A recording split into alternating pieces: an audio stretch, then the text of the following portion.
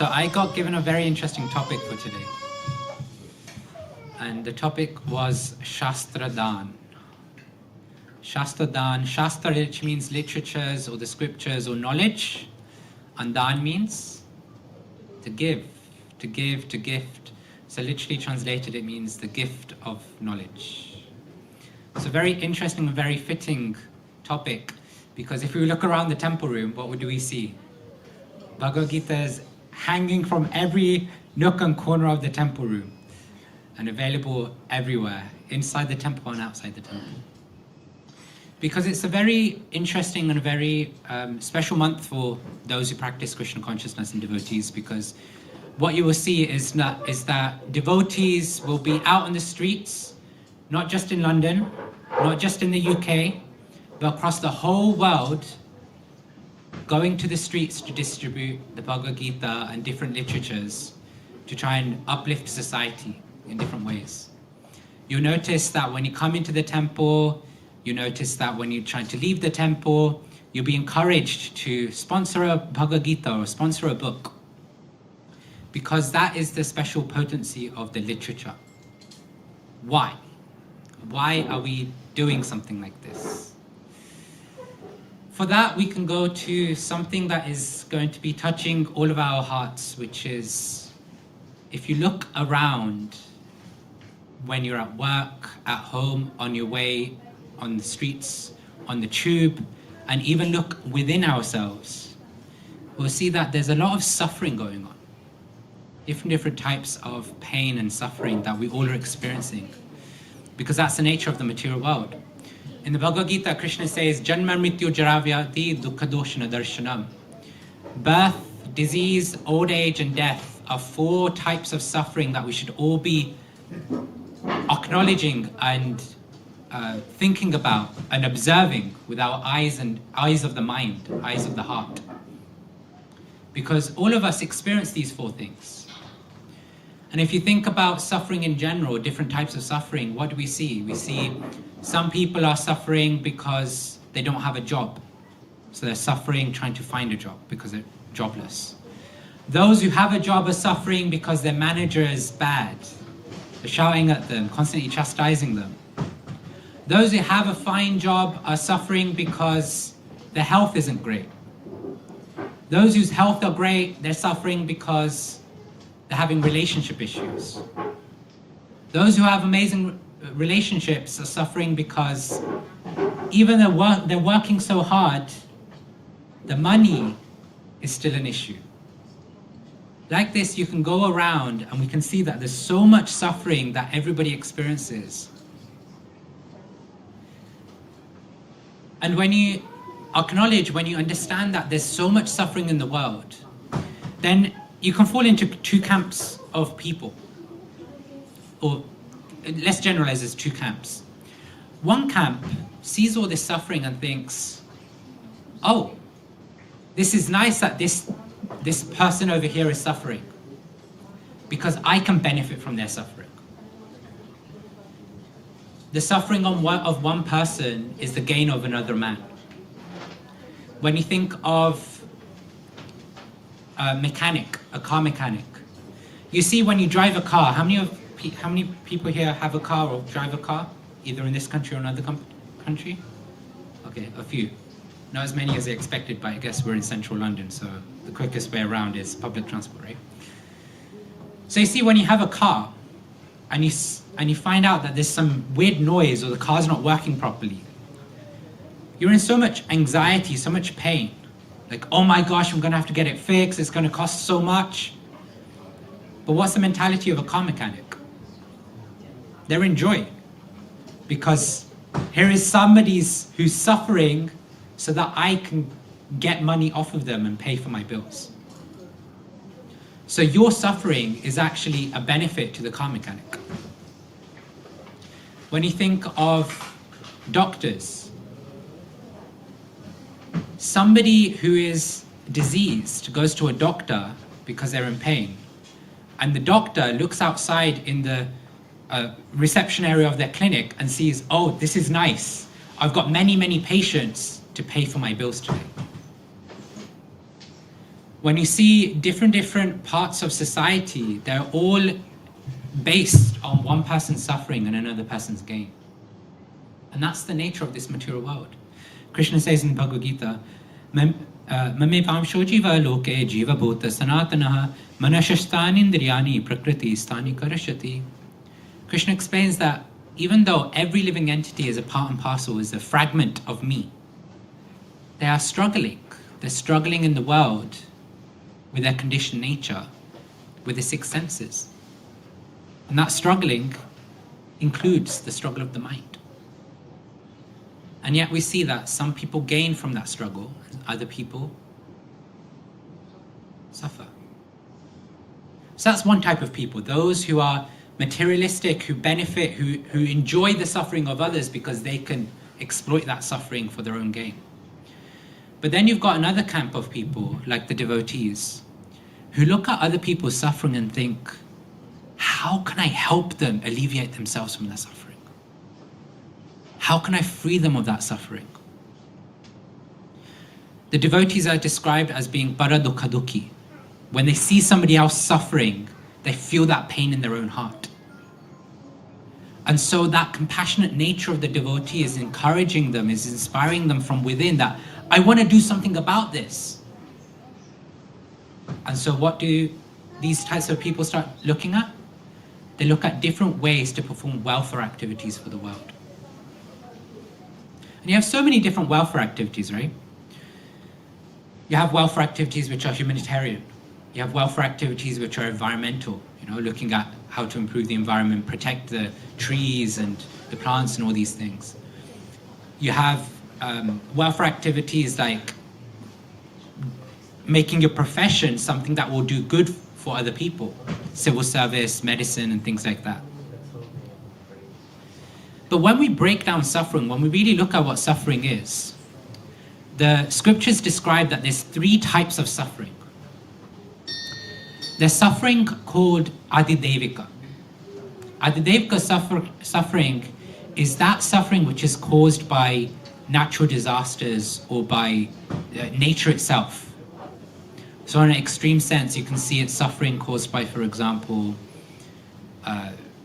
tornadoes, hurricanes, tsunamis, earthquakes.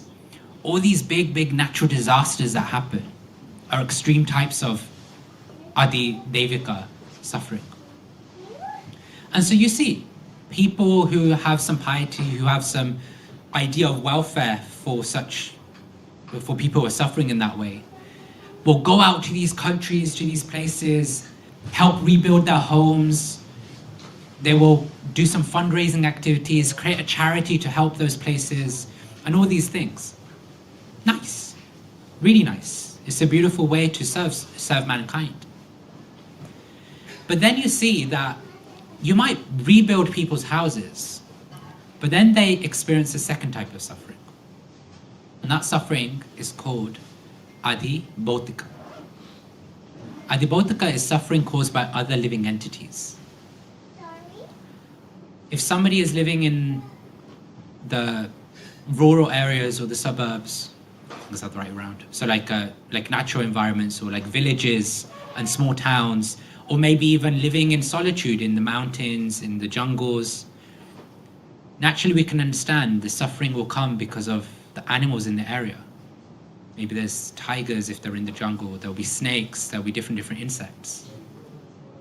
But then if you're living in a city like London, what's your suffering from other living entities? The people around you, the relationships that we have. Somebody said something that has really pained the heart. How could they say such a thing? At work, somebody's had a bad day. You go on a meeting and they just start shouting at you, yelling at you. They start unhearing everything you've said. Family at home.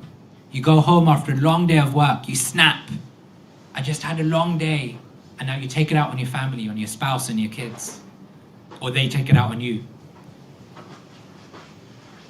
And so what do we see? We see that people recognize this, and so they come up with different ways to try and alleviate that suffering.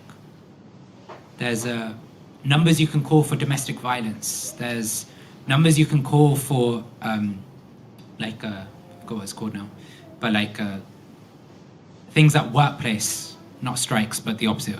The people who kind of, unions. You have unions at workplace. You have the HR department.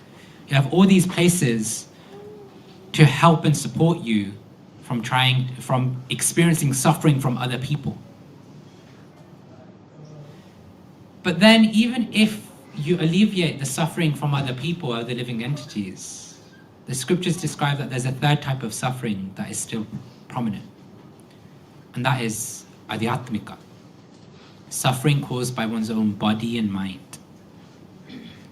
The stress that we experience when we go through things, the health challenges that we have with the body, the anxiety that we experience in the mind, the overthinking. And so to try and alleviate that sort of suffering, what does society come up with? You can go to a doctor, get some medicine. You can go to a psychiatrist, get therapy. You can do so many things. But when we look up the help that we get in the material world with all these types of suffering, we see it's very targeted, it's very specific to certain things, certain types of suffering. But still, getting help in one type of suffering doesn't alleviate us, doesn't free us from suffering overall.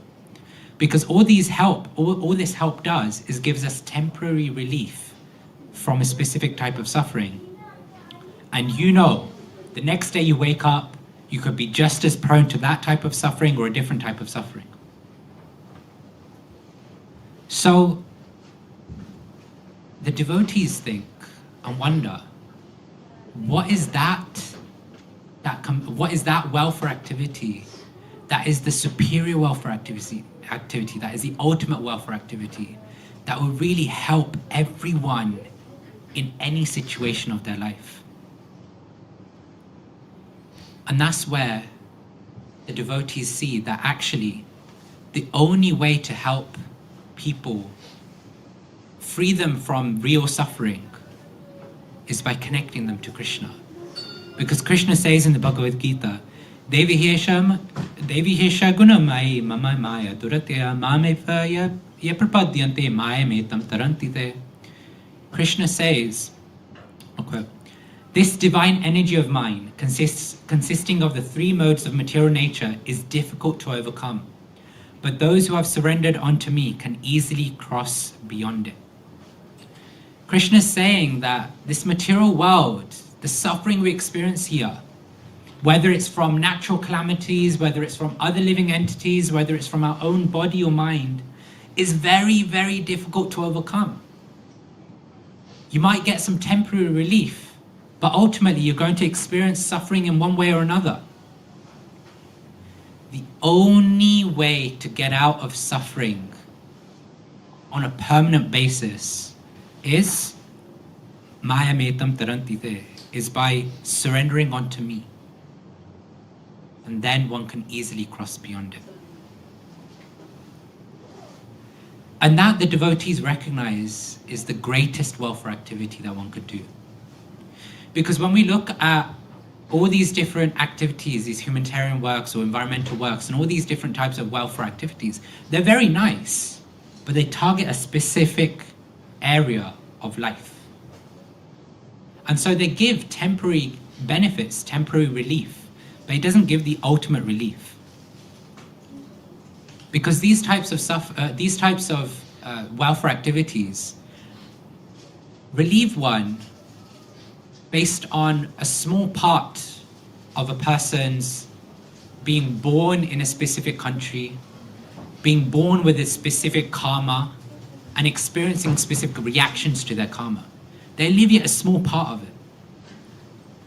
But then when we look at the scriptures like the Bhagavad Gita, and giving that divine knowledge to connect back to Krishna and surrendering onto Krishna, we see it gives eternal benefit, because Krishna promises that one who sincerely dedicates themselves to the path of Krishna, to the path of spiritual life, gets eternal benefit, not just in this life but the next, and eventually comes back to me, to a place called Vaikuntha, which is a place which is by definition free of all anxiety, free of all suffering.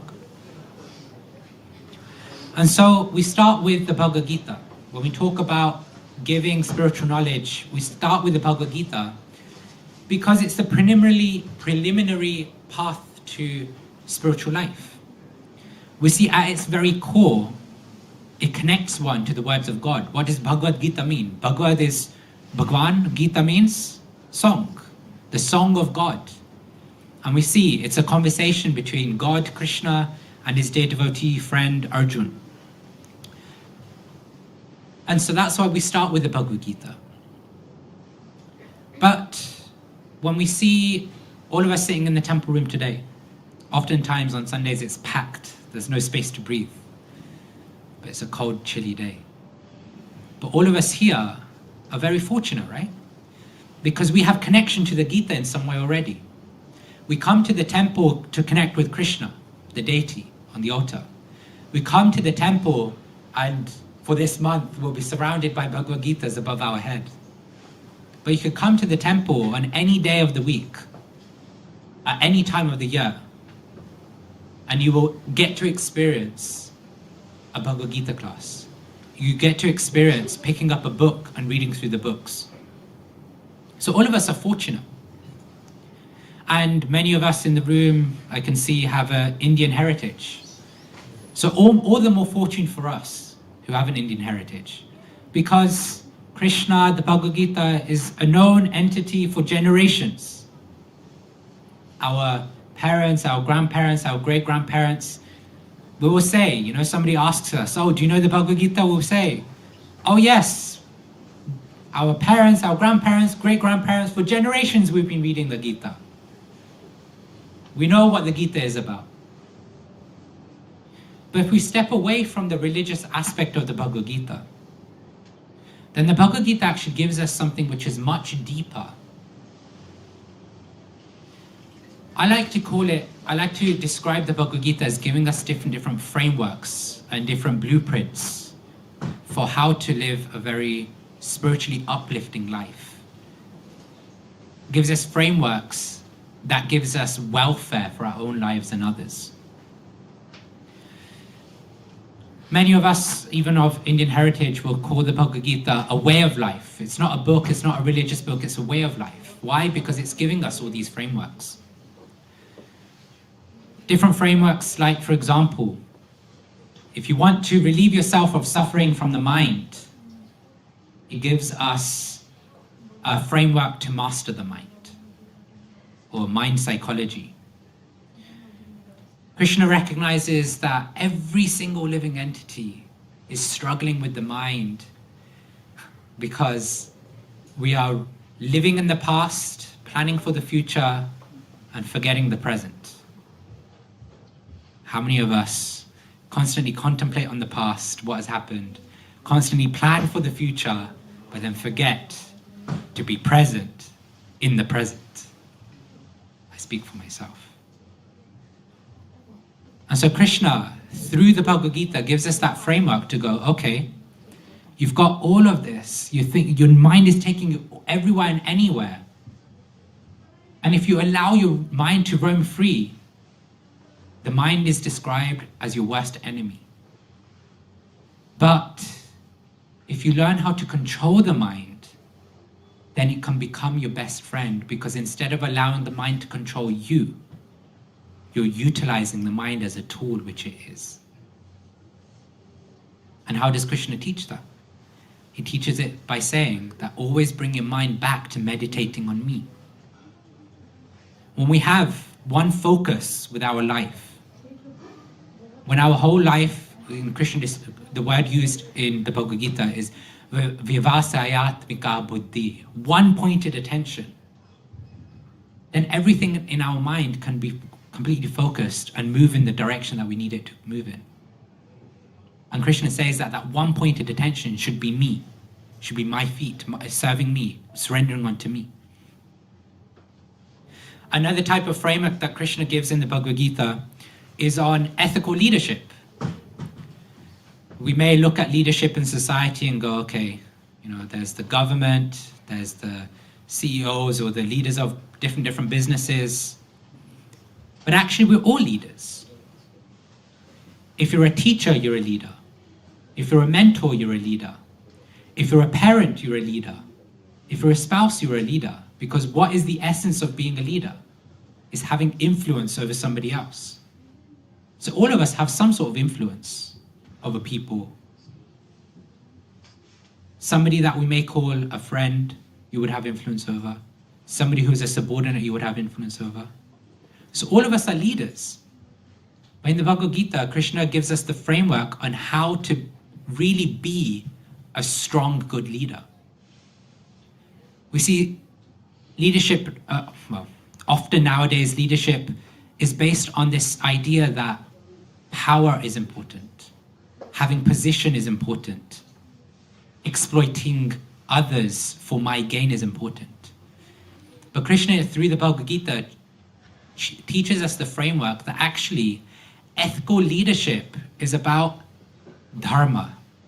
It's about knowing what our duties are. It's about living through those duties so that when we're acting in the world, we can act through a level of influence that is based on moral codes. Prabhu was saying, please come forward. It's easier for Prabhu to engage. If you can all come near to Prabhu, it will be nice.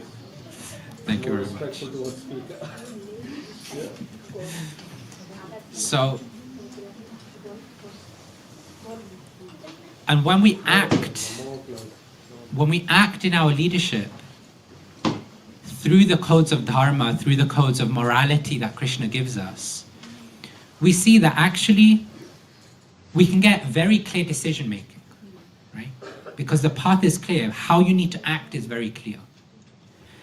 You realize that actually the idea of leadership is not about exploitation, it's about an act of service. Why do we sometimes call those in leadership positions as servants of the people, right? Especially government. We say, people in the government, they say, I'm serving the people of UK or whatever it is. Whether they act that way or not is different, but the words are about service to others. So not only do you get clear decision making, not only do you understand that the prospect or the idea of leadership is about an act of service, but then you also will see that the good leaders have good engagement from their subordinates and people. How many of us are willing to go the extra mile for those leaders who we consider good, healthy, ethical, real? Most, if not all of us will. But if it's a bad leader, somebody who's bossing us around, somebody who's just abusing their power, forget going the extra mile, would struggle to even do the bare minimum. And so good leadership through the Bhagavad Gita also teaches us that you get strong relationships, which is what leadership requires. Another type of framework, selfless actions, this idea of karma yoga. Now, if you ask most Hindus, have you heard of the Bhagavad Gita? Absolutely. What is the essence? What is the conclusion of the Bhagavad Gita? Do your duty, do your work, and don't worry about the results. But they forget the second part to that same verse, which is about recognizing that we're not the doers. We're not the beneficiary of the results either, because all that is given by Krishna. And so this idea of selfless action, we see in the world, everybody is acting for somewhere or another because everybody wants some results. We go to work because we expect that at the end of the week, at the end of the month, there will be a paycheck coming our way. Imagine if that was not guaranteed. How many of us would go to work? Only those who really enjoy that type of work, I guess. I'm seeing no hands up. We all act in the world because we expect or want some sort of results. But Krishna, through the Bhagavad Gita, is saying, through the act of karma yoga, is saying, don't worry about the results at all, because that's in my hand. In Krishna's hand, not my hand. See, in the material world, we're very used to material mathematics. So I'm going to do some mathematics, right? We've got a very smart, intelligent boy here. What's your name? Rohan. Rohan here. So I'm going to do some mathematics with Rohan. Okay? They're very easy, right? Yes. If I ask you, if I have 1 plus 1, what does that equal? 1 plus 1 equals 2. Okay, that's easy, right? 1 plus 2, 3. 3. 1 plus 2 plus 3. 1 plus 2 plus 3, 6. 1 plus 2 plus 3 plus 4? 10. 10, okay. So I'm hoping everybody got those answers too. In material mathematics, we know that we put an input in, 1 plus 2, we know the output is 3. Doesn't matter what background you have, doesn't matter which country you're born in, doesn't matter which part of the world you're from, doesn't matter where on the earth you are, 1 plus 2 equals 3 in material mathematics. And so we bring that logic to our life. We say, okay, I'm putting this effort into this activity, therefore I expect this result. But here's where transcendental mathematics comes in. You said 1 plus 2 equals 3. But in transcendental mathematics, 1 plus 2 could equal 0, it could equal 1, it could equal 3, it could equal minus 3, it could equal 300, it can equal minus 300. Because Krishna looks not just at the effort that we put in, not just at the expected result of that activity, but he looks at the desire, the other situations around us, the karma we carry. He looks at all these different factors of our life that we don't factor into the equation because we're expecting 1 plus 2 equals 3. And so when Krishna talks about karma yoga, he's going, you have a right to do your 1 plus 2, but don't think about whether it equals 3 or something else, because I am giving you exactly what that equation is meant to equate to.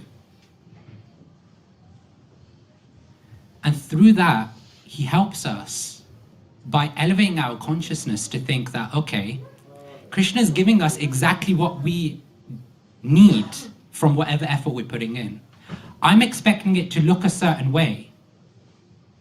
But then, when it's not coming in that way, we feel suffering, we feel pain in the heart.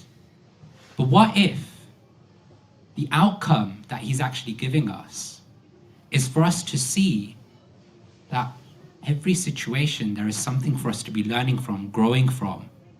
Every situation is there for us to connect in a transcendental way to Krishna.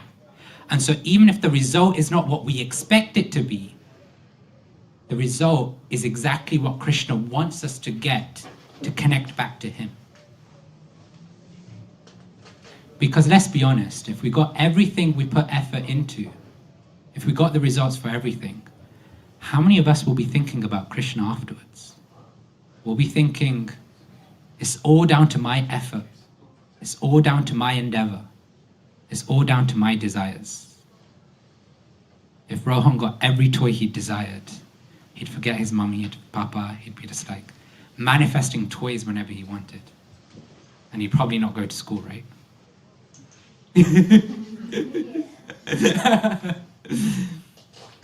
So we approach spiritual life or eternal life with our mundane logic, but Krishna is saying that no. You're getting exactly what you need for your journey to transcendence. You just need to elevate your consciousness to be able to have that vision. And that's why the scriptures are so valuable. And we see there's so many other different frameworks that exist in the Bhagavad Gita, but they all come to one specific framework, to encourage us to come to one specific framework. And that's the framework of devotional service, or bhakti yoga. At the end, after Krishna has explained the whole 18 chapters of the Bhagavad Gita, one of the final verses that Krishna says is Sarva dharman parityaja mamikam sharanam vraja aham tam sarva papebhyo mokshayeshyami ma shuchaha.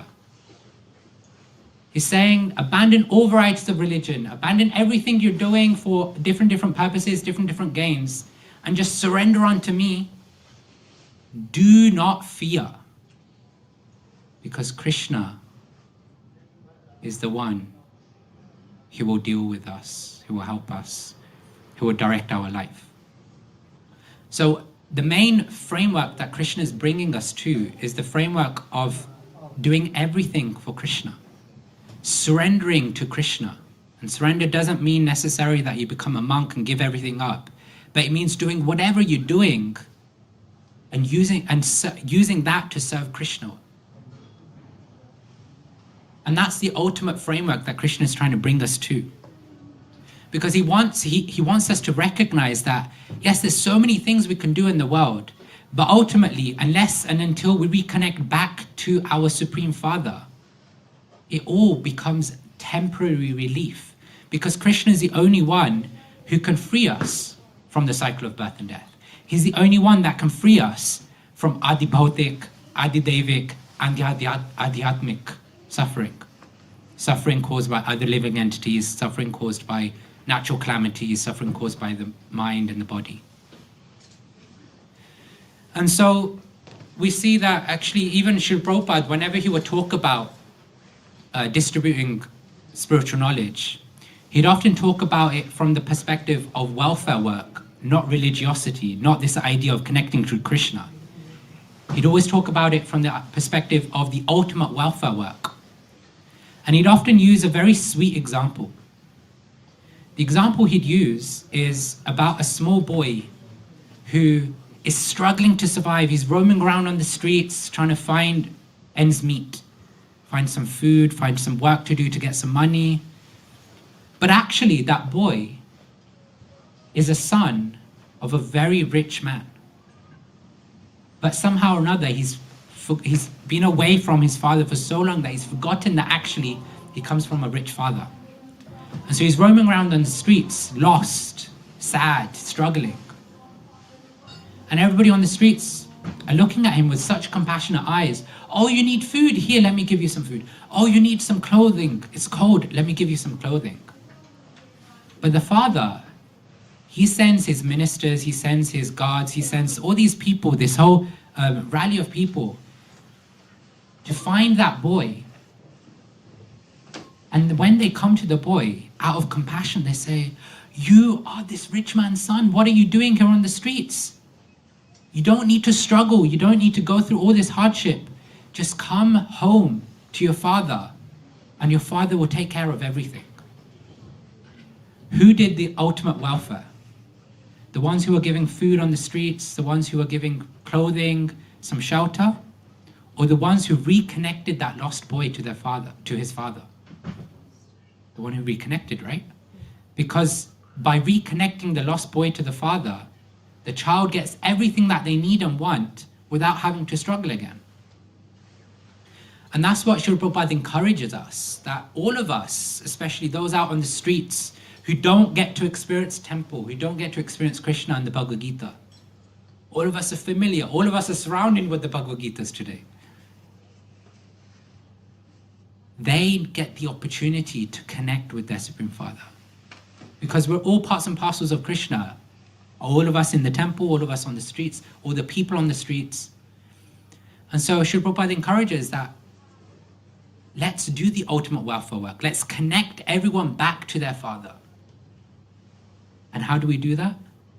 By connecting them with that transcendental wisdom, that transcendental knowledge, like the Bhagavad Gita, that can really open their eyes, open their hearts, open their life to all these different frameworks that Krishna has given to help their situations in today's situation, but then progress towards the eternal connection with Krishna. And so that's why we see that today's topic is Shastra Dan, this idea of the gift of knowledge, because all of us have an opportunity to be agents, to be fellows, to be gods for that rich man Krishna, to connect Krishna's lost children back to him. By taking a Bhagavad Gita, giving it to a friend, by taking a Bhagavad Gita, giving it to a family. Maybe we are the lost child, so maybe taking a Bhagavad Gita for ourselves. Or you could sponsor Gitas or different literatures. I'm sure there's a whole package somewhere. Help others reconnect, because ultimately that is what will relieve suffering. How much will our temporary welfare activities do? How far will it go? Okay, I'm inspired to record this, or think about this. From a very Western logic or philosophy perspective, there's this idea of, if you're in a new country or if you're in a poor country, you're noticing that there's a society of people that don't know how to cook, they don't know how to do anything. How are you going to help them? You could provide them with food that we sorted for a day. You could provide them with money to go and purchase from the market that we sorted for a week or a month. But if you teach them how to fish, okay, not fish, but that's what the philosophy says, but how to actually go and grow their own crops, how to actually farm, if you teach them these skills, then they'll be able to help themselves for generations. And that's what distributing the Bhagavad Gita does. How much will us going and giving them some aid do? Giving them food do? Rebuilding the house do?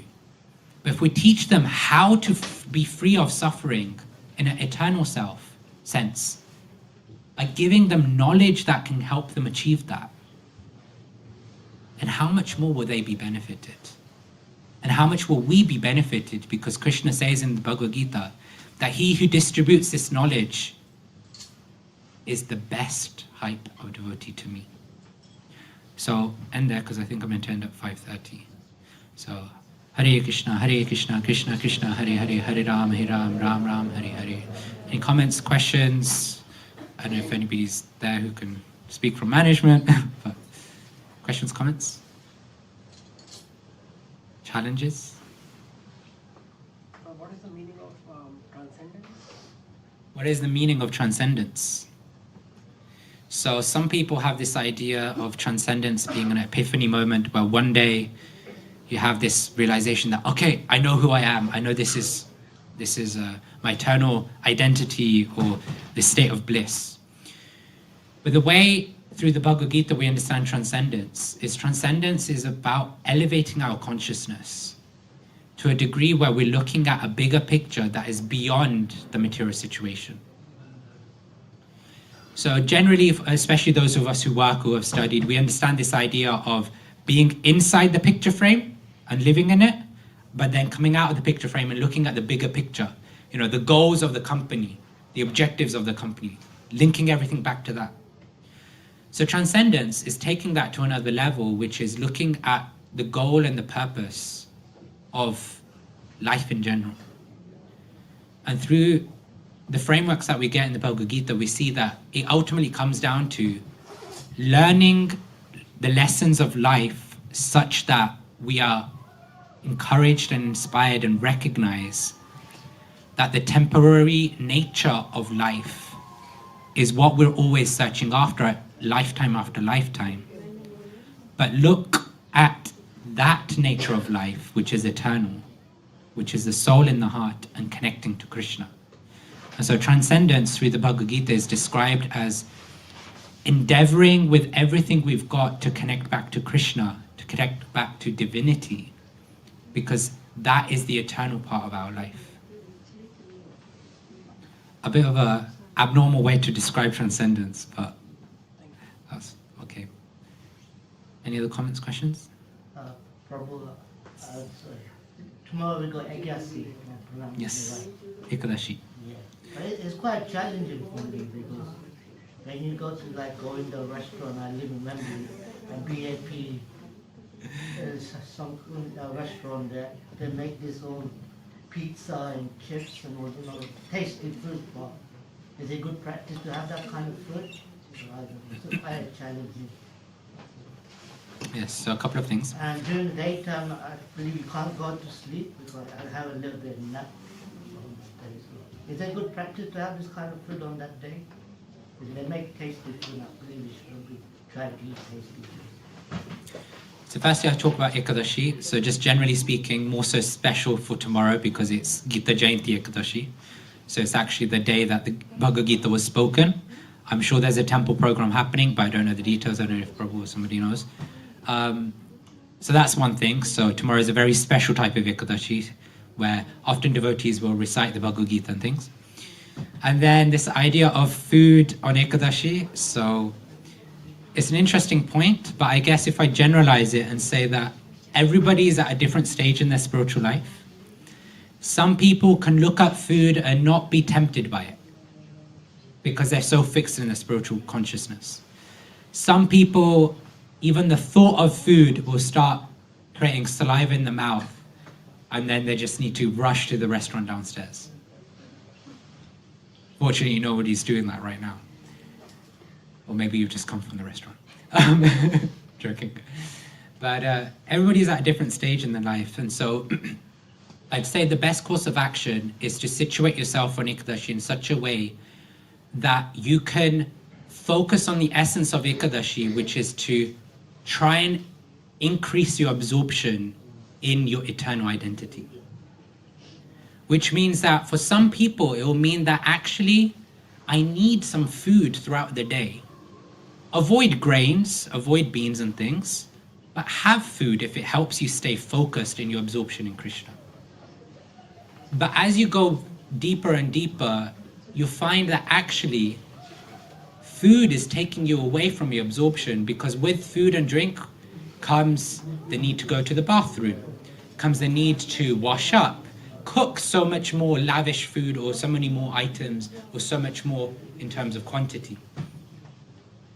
With food comes all these other things that then you're thinking, let me focus more on just connecting to Krishna. So even in the scriptures, it's described that there's grades of fasting on Ekadashi. At the bare minimum, it's fasting from legumes and grains and things. But the deeper you go, the more you see that actually people will just survive on their connection with Krishna on Ekadashi. So you need to find where you're at. You need to situate yourself in a way that you can absorb yourself as best as possible.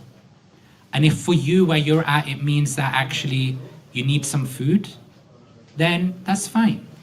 Have Ekadashi food. If where you're at means that actually you can kick it up a notch and avoid food and just survive on fruits, go there. If it means that you're just going to avoid all fruits, all veg, all food, that's fine. Survive on water or milk or something, or even kick it up a notch even further. And sometimes also we have to be intelligent, we have to be practical also. Some people will have health challenges where they need to eat food or something like that. Like, I'll put my hand up. If I don't eat food on time, then I can get migraines, which are very, very hard for me to then think about Krishna. So on Ekadashis, I will eat a little bit on a timely basis. I just make sure that it's Ekadashi food. Okay, anything else? Questions, comments? If nothing, then okay, we do have some time. What is the meaning of moksha? I mean, maybe it's slightly different, deviating from Bhagavad. It's okay. What is the meaning of moksha or liberation? So it depends on how you see the word moksha also. Generally, people see the word of moksha as liberation, as the fourth goal of human life. Yeah, there's 4 goals of human life. Let me see. Artha, Kama, Artha, Moksha, and what's the 4th one? Dharma, yes. Dharma, Artha, Kama, Moksha. So Dharma means righteousness, religiosity. Artha means? Meaning? Okay. Yes, it's more wealth, or more like some sort of accumulation of some sort. Kama means desires, or in context of the goal of human life, it means achieving desires, so enjoying. And then we come to moksha, which means liberation, freedom from the desires. So in one sense, people see liberation as this idea of being free from desires. But when we look at the Bhagavad Gita, we see that there's 4 goals of material human life, which is dharma, artha, kama, moksha. But then the Bhagavad Gita takes it to the point of transcendence, the point of eternality, which then comes with the 5th goal of human life, which is prema, love. Not love in a mundane sense of I love you, you love me, let's go out and party and get married and all that stuff. But love in the sense of loving God to such a degree that you give everything to God. When you look at just generally, we understand the Vedic scriptures, even generally Krishna's pastimes, we see the residents of Vrindavan from the moment they woke up to the moment they slept and to the moment they woke up. It was all about Krishna. They'd wake up to do everything for Krishna. They'd go to sleep so that they can wake up energized to do things for Krishna. We see the gopis and their meditation was always about what will please Krishna. It was never about, I want to enjoy this, I want to do this. It was always about what pleases Krishna. And so moksha is considered actually secondary to prema. Because when one achieves love of God to that extent, then this idea of liberation becomes unnecessary. Because what do we want liberation from? Have you ever thought, like, what is moksha for? What is the goal of moksha? Liberation from what? If I'm enjoying so much now, why do I want liberation from it? And if I'm suffering so much, then isn't liberation the absence of suffering as opposed to having no desires and no experiences whatsoever? And so the Bhagavad Gita describes that when one achieves prema, love of God, they automatically experience moksha because they're no longer suffering in the world, because everything is connected back to Krishna for them. Everything is connected back to love for them. And the closest that comes to that purity is the love between a mother and a child. It's not exactly the same, but it's the closest. Because the child could throw tantrums, could poo in the mother's arms, could be the most dirtiest thing in the mother's arms. But the mother's like, oh, it's my beta, my child, the love of my life. They'll do anything and everything for the child. Have you ever seen the child go, ew, this is gross, I'm not going to do this? I mean, they may think that in an immature state, but they still do it because that's their love. Their love overrides that feeling of disgust. And that's love of Krishna, where everything, even what is apparently suffering to people of the world, is an experience of love for them. And that's the type of moksha that I'd want to aspire for, because that's purity at its finest. It's not trying to be free of something, it's trying to grasp and hold on to Krishna to such a degree that all the other things in life just doesn't matter. Longer-winded explanation again, but okay. We have 2 minutes, but I see everybody's coming in as well. So, Linda? Sorry? I see everybody's coming in now. So we end there, or do we have minutes? Yes. Okay. Thank you, everyone. And if you would like to sponsor, if you would like to help, if you would like to get your own Bhagavad Gita copies, I'm sure the devotees can help. Or you can speak to me and I can try and direct you to somebody, but I don't have any Bhagavad Gitas on me. Anyone with high needs, you can grab. Yes, anybody with a high vis you can grab hold of and speak to And also, outside the table. So he has greeting counter. yes, so thank you, everyone.